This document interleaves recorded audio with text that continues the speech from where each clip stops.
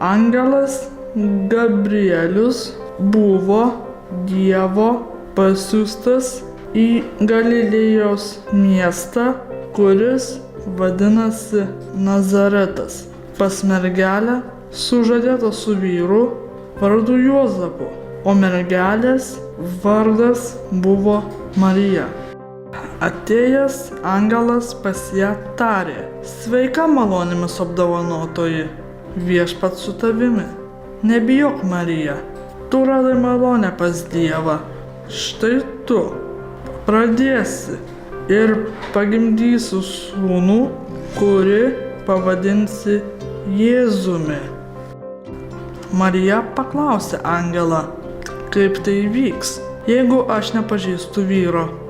Angelas jai atsakė: Ir šventoji dvasia nužengs ant tavęs, ir aukščiausiojo galybė pridengs tave savo šešėliu. Todėl ir tavo kūdikis bus šventas ir vadinamas Dievo sūnumi. Tomis dienomis Marija susiruošusi skubiai iškeliavo į Judėjos Kalvyno miestą.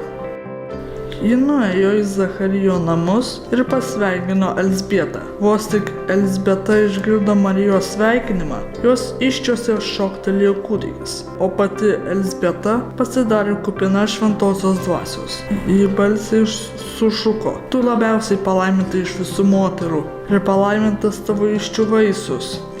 Tomis dienomis išėjo Ciesoriaus Augusto įsakymas surašyti visus valstybės gyventojus. Taigi visi iškeliavo užsirašyti, kiekvienas į savo miestą. Taip pat ir Juozapas ėjo iš Galilėjos miesto Nazareto į Judėją, į Dovydo miestą, vadinamą Betliejumi.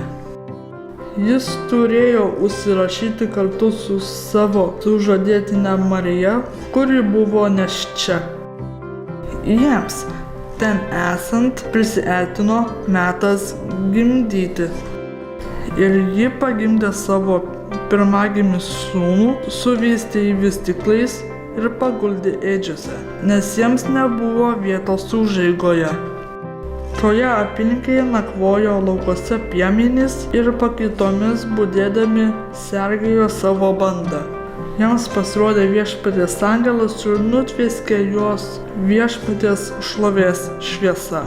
Jie labai išsigando, bet angelas jiems tarė: Nebijokite, štai aš skelbiu jums gerąją naujieną, kuri bus visai tautai. Šiandien Dovydo mieste jums gimė išganytojas, jis yra viešpats Mesijas. Ir štai jums ženklas: rasite kūdikį suvystytą vystyklais ir paguldytą ėdžiose. Kai angelas atsitraukė, piemenys kalbėjo: Bėkim į Betliejų, pažiūrėti, kas ten įvyko, ką viešpats mums paskelbė. Ir jie nusiskubino.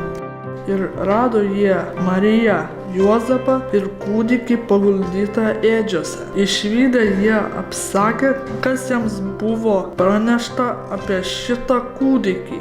Marija dėmėjosi visus šiuos dalykus ir svarstė juos savo širdyje. Piemenys grįžo atgal, garbindami ir šlovindami Dievą už visą, ką buvo girdėję ir matę, kaip jiems buvo paskelbta.